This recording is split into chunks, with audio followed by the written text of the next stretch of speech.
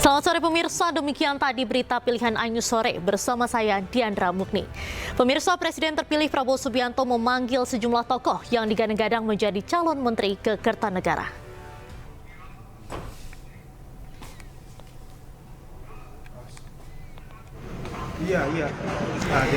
Pemirsa, pada hari ini Prabowo Subianto memanggil sejumlah tokoh yang digadang-gadang akan menjadi kandidat calon menteri pada Kabinet Prabowo Gibran periode 2024-2029.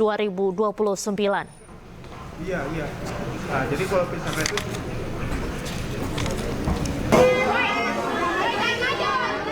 jangan maju.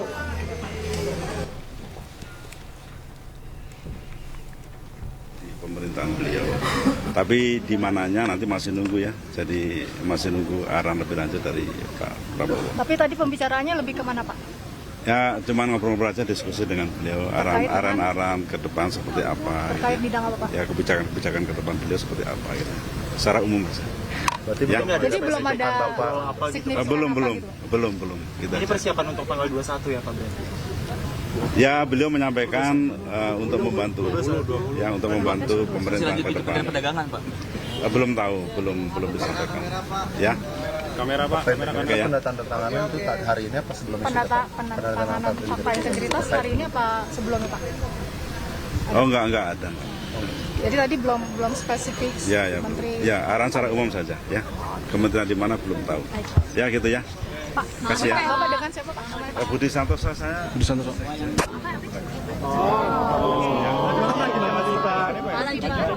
Kementerian Perdagangan berarti? Enggak, saya sekjen Kementerian Perdagangan. Nanti Di dalam perdagangan itu Pak, dari Pak Prabowo itu terkait perdagangan. Oh enggak, belum tahu. Itu belum tahu. Tadi belum tahu, belum disampaikan tadi. Enggak, tadi saya cuma menyampaikan kalau saya sekarang sekjen Kementerian Perdagangan. Tapi kalau diminta untuk menjadi Mendak siapa? Di mana saja terserah beliau. Kalau udah berpengalaman ya Pak ya? Oke ya. Terima kasih ya. Pak. Jang. Dah sini dah. Itu samping aja. Ya. Ya pemirsa, tadi merupakan wawancara awak media dengan salah satu tokoh yang baru saja keluar dari Kertanegara, di mana sejumlah tokoh yang hadir para ini digadang-gadang merupakan kandidat dari calon menteri yang akan bertugas di kabinet dengan kepemimpinan Prabowo Subianto dan Gibran Rakabuming Raka. Rencananya pemirsa, pemanggilan masih akan berlangsung hingga esok hari, jadi memang berlangsung selama 2 hari pada hari Senin 14 Oktober 2024 hari ini dan juga tanggal 15 Oktober 2024 esok. Pada hari ini sejumlah nama sudah hadir atau sejumlah tokoh sudah hadir sejak siang hari tadi. Mulai dari ex-komisioner Komnas HAM ada Natalius Pigai, kemudian juga ada Menteri Sosial Gus Ipul atau Saifullah Yusuf, selanjutnya Prasetyo Hadi, Yandri Susanto, Fadli Zon, Marwarar Sirait, lalu juga ada Wihaji politisi Golkar. Dan pada hari ini juga dari Partai Demokrat ada Agus Harimurti Yudhoyono, Menteri ATR BPN, sekaligus juga Ketua Umum Partai Demokrat, dan juga Teguh Rifki Harsha yang merupakan Sekjen Partai Demokrat. Lalu juga ada Abdul Qadir Karding, lalu dari sektor pengusaha ada Widianti Putri Wardana, lalu tokoh NU Arifatul Khoiri Fauzi, lalu juga ada Tito Karnavian, Menteri Dalam Negeri yang turut diundang pada sore hari ini. Lalu juga ada Yusril Iza Mahendra, Bahlil Lahadalia, Zulkifli Hasan, Muhaimin Iskandar, Abdul Mukti yaitu Sekretaris PP Muhammadiyah, dan juga sejumlah nama lainnya pemirsa. Bang, biar maju dulu Bang. Pak, maju lagi Pak. Maju lagi Pak. Pak, maju lagi Pak. Majuan Pak. Pak, boleh agak serong sini. Cakep Pak. Pak, praktiknya di dalam bahas apa sih? Ada persoalan apa yang difokuskan oleh Pak Prabowo dengan Bapak? Iya, saya diminta membantu beliau di kabinet yang akan datang. Iya.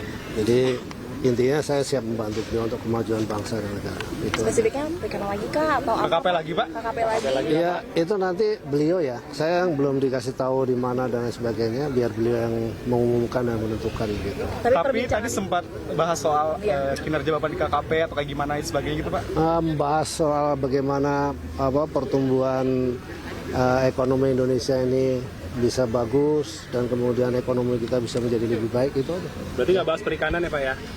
Ada Belum. Ada Pak sedikit. Bapak kasih secara khusus Pak. Ada PR ini untuk Bapak kasih secara khusus Pak.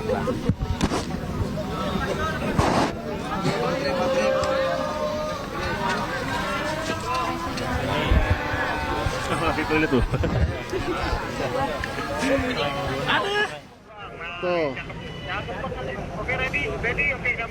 Ya pemirsa, itu tadi merupakan wawancara awak media dengan Wahyu Sakti Trenggono yang digadang-gadang akan kembali menjadi Menteri Kelautan dan Perikanan. Meski demikian, beliau masih enggan mengungkap apakah ia akan dijadikan atau ditugaskan menjadi Menteri Kelautan dan Perikanan pada Kabinet Prabowo Gibran. Dan ia juga mengungkap pembicaraan yang dilakukan dengan Presiden terpilih Prabowo Subianto pada sore hari ini adalah soal pertumbuhan ekonomi Indonesia agar bisa menjadi lebih baik di pemerintahan di kepemimpinan Prabowo dan Gibran nantinya. Sebelumnya juga sudah ada sejumlah tokoh yang masih ada di dalam kediaman Prabowo. Kemudian juga sudah ada beberapa yang meninggalkan lokasi juga sejak siang hari tadi, di mana sejumlah tokoh yang datang pada hari ini juga digadang-gadang merupakan kandidat calon menteri, dan sebelumnya Ketua Harian DPP Partai Gerindra, Sufmi Dasko Ahmad, menyampaikan bahwa tahapan seleksi calon menteri di Kabinet Prabowo Gibran ini memang terus dilakukan untuk tahap finalisasinya, di mana sebelumnya sudah dilakukan yaitu permintaan biodata, kemudian juga profiling, dan juga terakhir adalah tahap finalisasi. Seluruh tokoh yang dipanggil sore hari ini ke Kertanegara menyampaikan bahwa mereka sudah menandatangani surat ketersediaan serta fakta integritas sekitar 2 hari lalu. Baru kemudian dipanggil pada hari ini untuk berhadapan langsung atau berdiskusi langsung dengan Presiden terpilih Prabowo Subianto.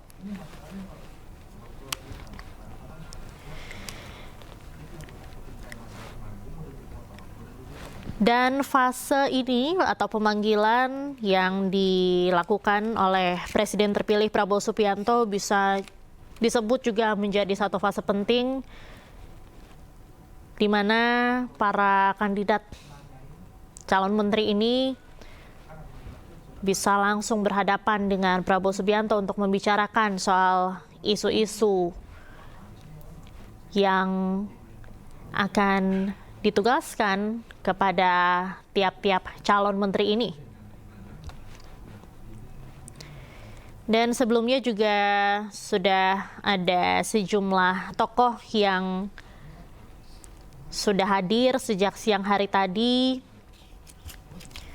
Di antaranya ada beberapa nama yang masih ada di pemerintahan juga, di mana sebelumnya memang disebutkan oleh Prabowo Subianto sejumlah nama di kabinetnya atau di kabinet Prabowo Gibran ini adalah sebagian merupakan menteri yang sudah bertugas di Kabinet Indonesia Maju atau Kabinet Jokowi dan Ma'ruf Amin.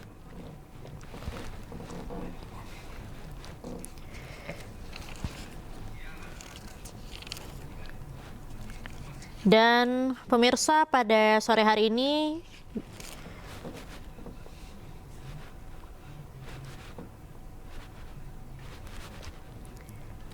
di layar kaca Anda bisa Anda lihat di bagian sisi kiri ini merupakan tayangan ulang kedatangan para tokoh ke Kertanegara, Jakarta Selatan. Dan di bagian kanan layar kaca Anda merupakan visual terkini di Jalan Kertanegara di kediaman Prabowo. Dan di sebelah kiri ini merupakan visual kedatangan dari Ketum Partai Amanat Nasional, yaitu Zulkifli Hasan, yang tadi juga sudah diundang oleh Prabowo Subianto. Kemudian di sisi kiri layar kaca Anda juga ini merupakan visual kedatangan dari Ketua Umum Partai Demokrat Agus Harimurti Yudhoyono yang juga merupakan Menteri ATR BPN.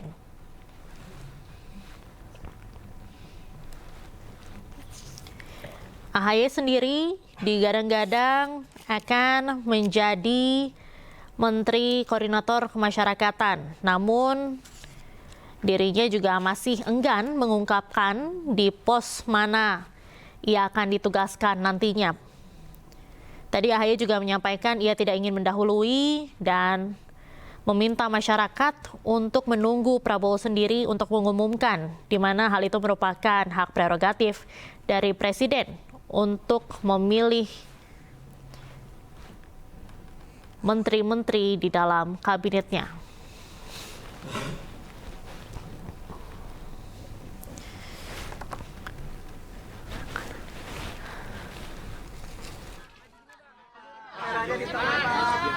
Boleh agak kanan sedikit Pak. Maju Pak.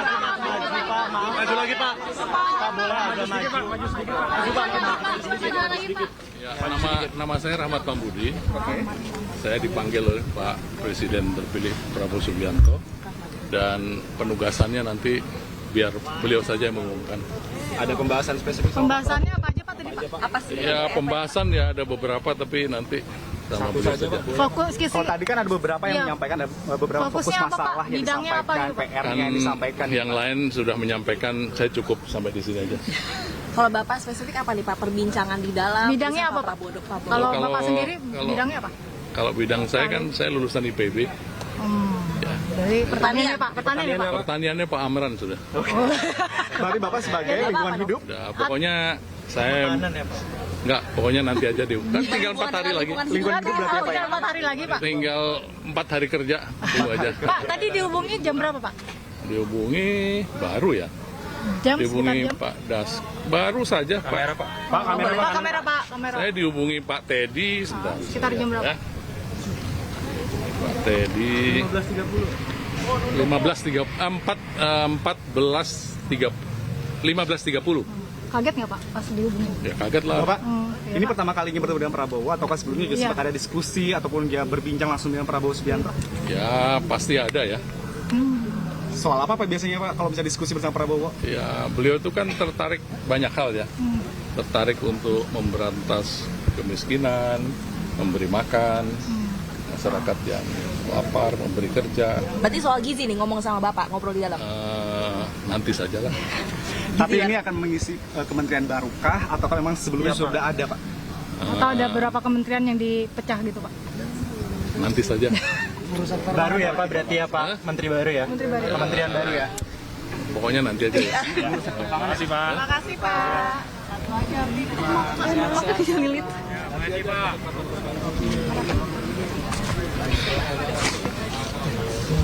Bong, nggak ngangkat ya Bong?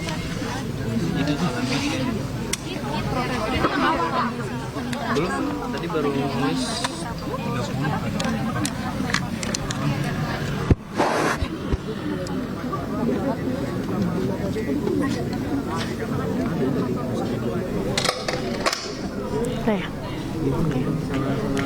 Ya pemirsa, itu tadi merupakan wawancara awak media dengan politisi Gerindra Rahmat Pambudi yang juga merupakan akademisi dari Institut Pertanian Bogor. Beliau tadi menyampaikan bahwa ia diminta Prabowo Subianto, Presiden terpilih, untuk membantu Prabowo dalam pemerintahan dalam 5 tahun ke depan. Meski tidak mau diungkap soal pos mana yang akan diisi, beliau menyampaikan soal apa saja yang menjadi fokus pembahasan dengan Prabowo dalam diskusinya sore hari ini. Di antaranya adalah soal makanan bergizi, kemudian juga soal ketahanan pangan.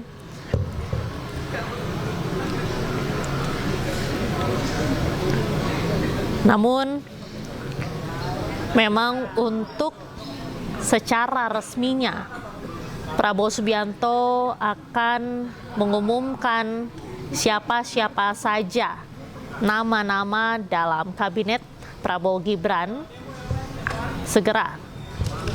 Dan sejumlah tokoh pada hari ini juga dipanggil oleh Presiden terpilih Prabowo Subianto untuk menghadap, di mana sejumlah tokoh tersebut merupakan nama-nama yang digadang-gadang menjadi calon menteri di kabinet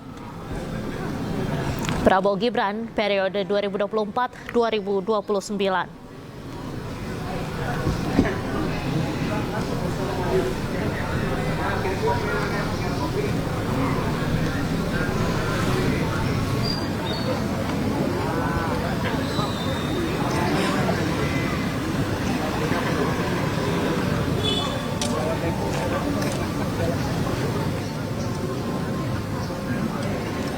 Kartu Indonesia Sehat merupakan program pemerintah Indonesia dalam memudahkan masyarakat untuk mendapatkan pelayanan kesehatan secara optimal di berbagai rumah sakit di Indonesia.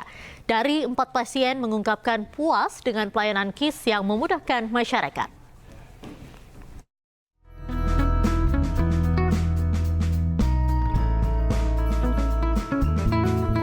Kartu Indonesia Sehat atau KIS adalah program pemerintah Indonesia yang dirancang untuk memberikan perlindungan kesehatan kepada seluruh masyarakat Indonesia. Melalui KIS, pemerintah ingin memastikan setiap warga negara mendapatkan akses layanan kesehatan yang memadai tanpa harus terbebani oleh biaya tinggi. Data per 10 Mei 2024, peserta KIS di Indonesia jumlahnya mencapai 271,2 juta orang atau 97% dari total penduduk Indonesia.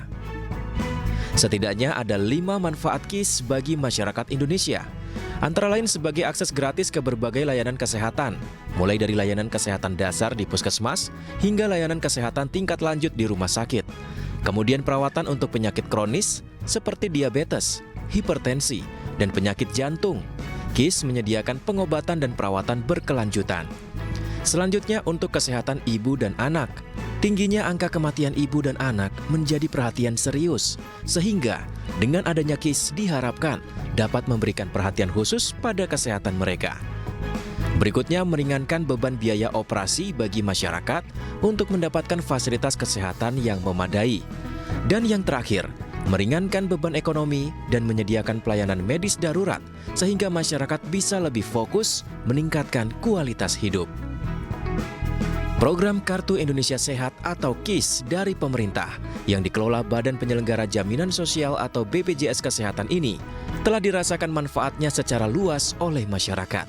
Dengan KIS, masyarakat bisa menikmati berbagai layanan kesehatan secara gratis dan mudah.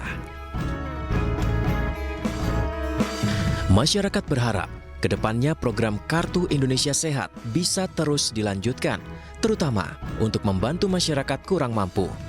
Dari Jakarta, Dilami Aulia, Novan Dwi Kusuma, iNews melaporkan.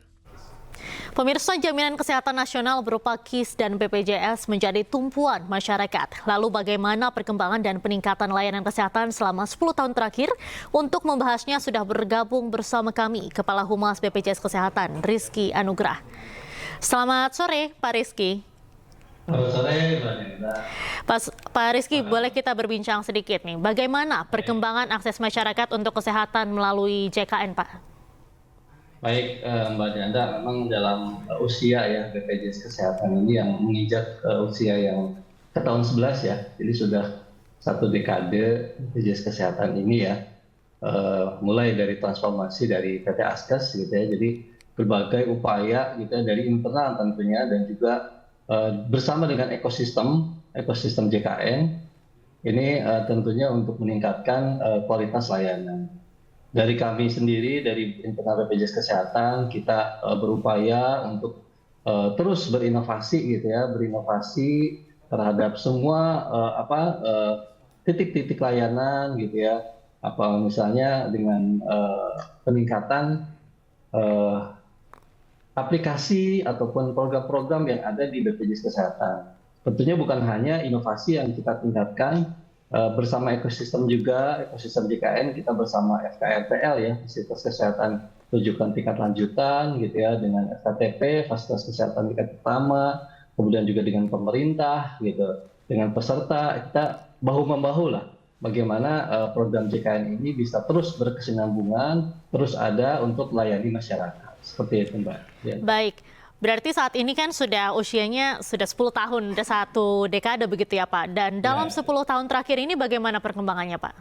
Ya, kalau kita lihat Mbak Dianta ya, memang dari tahun 2014 sejak transformasi itu kita lihat ya dari sisi peserta ya, tadi sudah disebutkan ya, jadi memang kalau per 1 September sendiri memang kita sudah 277 juta gitu ya, 277 juta lebih atau 98% dari seluruh penduduk Indonesia yang ada sekarang ya. Jadi memang sudah tinggal sekitar 2% lagi gitu, 2% kurang ini semua penduduk Indonesia ini tercover oleh program JKN ini. Jadi kita lihat sudah signifikan bagaimana di tahun 2014 untuk peserta itu baru di 133 juta gitu ya. Memang sangat signifikan 208% nih dari mulai informasi gitu ya. Kemudian untuk fasilitas kesehatan nih, untuk fasilitas kesehatan di FKRTL ya, di rumah sakit gitu ya, ini dari tahun 2014 di 1.600-an gitu ya, ini secara signifikan sekitar 85% ini mengalami kenaikan. Jadi per 1 September kemarin memang FKRTL di rumah sakit ini kita bekerja sama sekitar 3.140.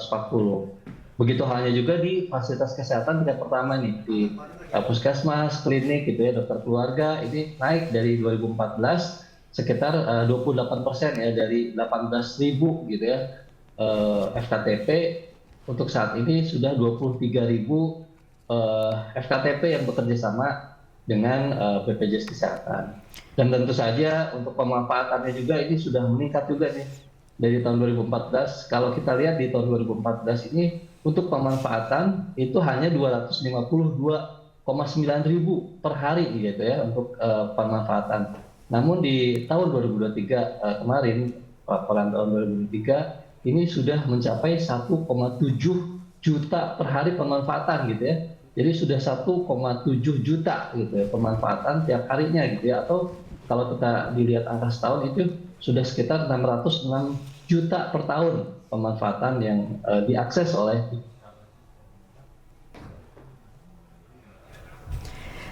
Baik, Pak Rizky, selain dari sisi peserta yang terus meningkat, kemudian juga dari fasilitas, bagaimana dengan peningkatan pelayanannya sendiri, Pak? Ya, memang untuk peningkatan fasilitas ya, Mbak Dianta, kita dalam melayani peserta ya, menjamin untuk peserta itu bisa terlayani dengan baik ya, secara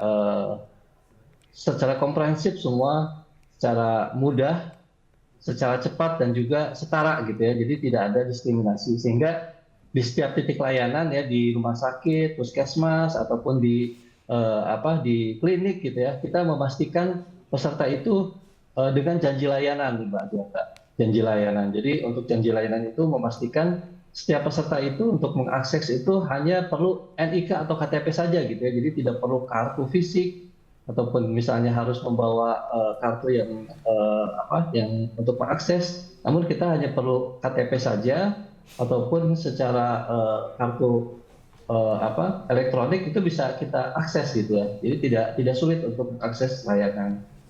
Kemudian juga di dalam mengakses layanannya tidak meminta fotokopi gitu ya. Jadi tidak dipusingkan dengan fotokopi. Jadi sekarang kita paperless dan itu tidak ada permintaan lagi fotokopi berapa salin gitu ya. Jadi kita tidak meminta lagi. Kemudian juga tidak ada iur biaya gitu ya. Kita memastikan juga tidak ada iur biaya ketika mengakses layanan.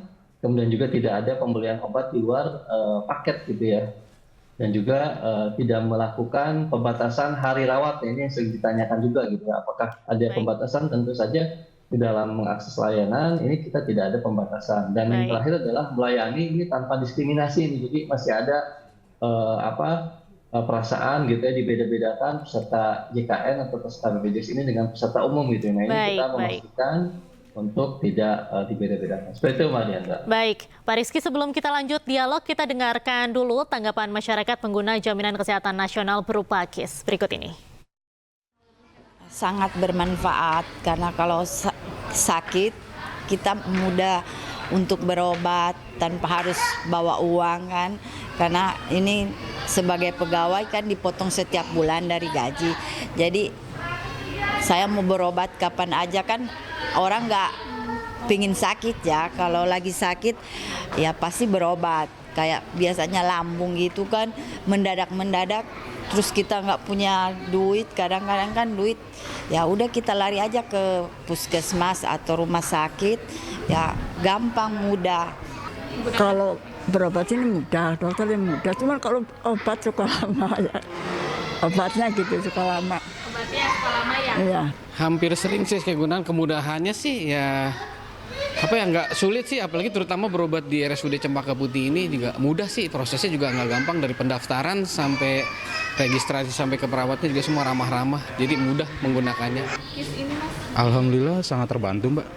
Ya dengan adanya KIS ini, dengan kita berobat ya dengan keadaan yang mungkin bisa tertolong lah, misalnya gitu. Dengan keadaan finansial yang kurang, ya bisa terbantu dengan KIS ini. Baik Pak Rizky, apabila kita dengarkan tadi dari sejumlah testimoni atau tanggapan dari masyarakat, begitu tanggapannya positif terkait dengan Kartu Indonesia Sehat ini. Namun saya penasaran terkait evaluasi sejauh ini dengan pelayanan KIS, kemudian apa yang penerapannya di masyarakat itu seperti apa. Kadang kan masih ada keluhan-keluhan yang disampaikan oleh masyarakat ke BPJS sendiri. Ini seperti apa evaluasinya, Pak? Ya, terima kasih Mbak Danda. Jadi memang tentu saja tadi yang disampaikan, kita terus meningkatkan ya berbagai inovasi gitu. Jadi untuk sekarang untuk mengakses layanan sebetulnya tidak harus antri di rumah sakit ataupun di vaskes gitu ya. Kita di rumah saja gitu ya, dengan ada antrian online kita sudah bisa mengakses nih. Jadi kita sudah disiapkan di mobile JKN gitu ya untuk bisa mengakses layanan antrian online. Dan juga segala untuk administrasi gitu ya. Untuk segala administrasi kita pun sudah beberapa kanal bisa diakses gitu ya, dari tadi mobile JKN, kemudian juga kita layani di WhatsApp gitu ya, layanan administrasi melalui WhatsApp atau Pandawa ya di 0811 8165 165 ataupun di care center ya di 165. Sehingga memang dari berbagai kanal tersebut kita memastikan Mbak Dianda untuk peserta itu bisa terlayani dengan baik gitu ya. Apabila memang ada yang dirasakan kurang tadi ya, dari 7 layanan atau 7 yang dipastikan vaskes itu meyakini atau melayani dari peserta itu, dari janji layanan tersebut ada yang tidak pas atau tidak sesuai, ini bisa segera melaporkan nih. Karena di rumah sakit sendiri kita ada namanya BPJS 1 atau BPJS Siap Membantu. Dan tertera di sana nomor telepon gitu ya yang bisa segera dihubungi nih. Kalau misalnya ada masalah bisa menghubungi ke BPJS 1 gitu ya, teman-teman yang ada yang tanggung jawab ada di rumah sakit gitu ya. Jadi memang kanal-kanal ataupun saluran itu bisa segera dilaporkan gitu banyak gitu, sehingga memang peserta itu bisa terlayani dengan baik gitu, seperti itu Mbak. Baik, terima kasih banyak Bapak Rizky Anugrah, Kepala Humas BPJS Kesehatan telah bergabung dengan iNews Sore hari ini. Terima kasih Pak. Terima kasih. Pemirsa, iNews Sore akan segera kembali usai jeda, tetaplah bersama kami. Anda kembali ke iNews Sore bersama saya Diandra Mukni. Pemirsa, Kementerian Koperasi dan UKM menggelar Jakarta Modest Fashion Month di lapangan Banteng, Jakarta. Acara ini berlangsung meriah mulai dari penampilan fashion show oleh Abang None 2024 dan grup band The Massive.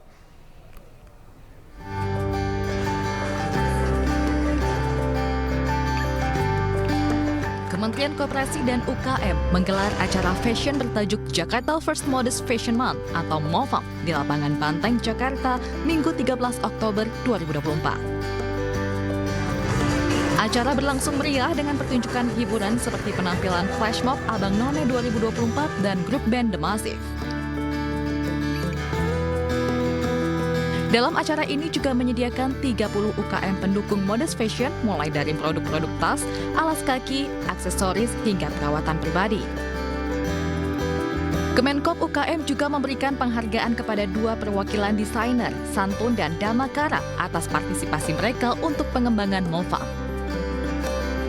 Dalam kesempatan ini, Kemenkop UKM menaikkan nota kesepahaman dengan Dirjen Kebudayaan Kemendikbud dan Imam Besar Masjid Istiqlal untuk pelaksanaan Festival Istiqlal. Dalam sambutannya, Menteri Koperasi dan UKM Teten Mas Duki mengatakan, MOFAM punya potensi besar agar industri fashion tanah air berkancah sampai luar negeri. Modest fashion ini kan punya potensi besar untuk menjadi industri baik untuk pasar dalam negeri maupun luar. Karena kita punya akar kultural yang sangat kuat dan kemudian juga kita punya sumber serat yang kaya walaupun sebagian belum bisa olah sehingga industri ini bisa berkelanjutan. Nah, karena itu kita sedang mempersiapkan bagaimana modest fashion ini bukan hanya untuk market dalam negeri tapi juga untuk market global. Diharapkan acara ini menjadi pendorong kemajuan industri fashion di Indonesia dan memperkuat citra Indonesia sebagai pusat modest fashion di dunia. Dari Jakarta, Syahreza Zanski, Seto Pratomo, iNews melaporkan. Pemirsa, PT Pos Indonesia menggelar turnamen futsal antar SMA se-Jawa Barat di Gedung Olahraga Universitas Logistik dan Bisnis Internasional Bandung. Dalam turnamen ini, peserta bertalenta muda akan mendapatkan pelatihan langsung dari pelatih Timnas U20 Indra Syafri. PT Pos Indonesia berkolaborasi dengan Universitas Logistik dan Bisnis Internasional menggelar kompetisi futsal tingkat SMA se-Jawa Barat di Gedung Olahraga ULBI Bandung, Jawa Barat. Turnamen ini diikuti 40 sekolah se-Jawa Barat. Di samping itu, dalam acara pembukaan ini juga dihadiri oleh Rektor Logistik dan Bisnis Internasional dan juga Supervisor Government and Corporate Business Pos Indonesia. PT Pos Indonesia menyebutkan seluruh peserta akan dilatih langsung oleh pelatih Timnas U20 Indra Syafri. Indra Syafri nanti akan memperbaiki bagaimana cara mereka menjadi pemimpin, bagaimana cara mereka bermain, bagaimana cara mereka membentuk tim. Nah, itu kita lakukan coaching klinik sehingga nanti ke depan tadinya mereka bermain tanpa manajemen yang baik, strategi yang kuat. Ke depannya dengan adanya Indra Syafri coaching klinik ini akan membuat mereka menjadi lebih terstruktur, ya. Termasuk juga kan nanti manajernya juga akan mendapat coaching sehingga anak-anaknya, anak didiknya menjadi orang yang bisa dengan cepat. Selain itu, pihak ULBI juga membantu mencari bibit muda timnas dari pagelaran turnamen futsal. Saya sangat berharap bahwa lahir orang-orang hebat dari proses sederhana dan kecil yang kita lakukan hari ini. Seandainya apa yang dilakukan oleh ULBI kemudian juga menggerakkan orang-orang lain untuk ikut juga melakukan hal yang sama, akan banyak sekali orang-orang hebat yang dilahirkan oleh satu proses yang dibangun dengan sportivitas. Turnamen futsal antar SMA SMK se-Jawa Barat ini akan berlangsung hingga tanggal 17 Oktober mendatang. 40 SMA se-Jawa Barat akan memperebutkan piala dari Universitas Logistik dan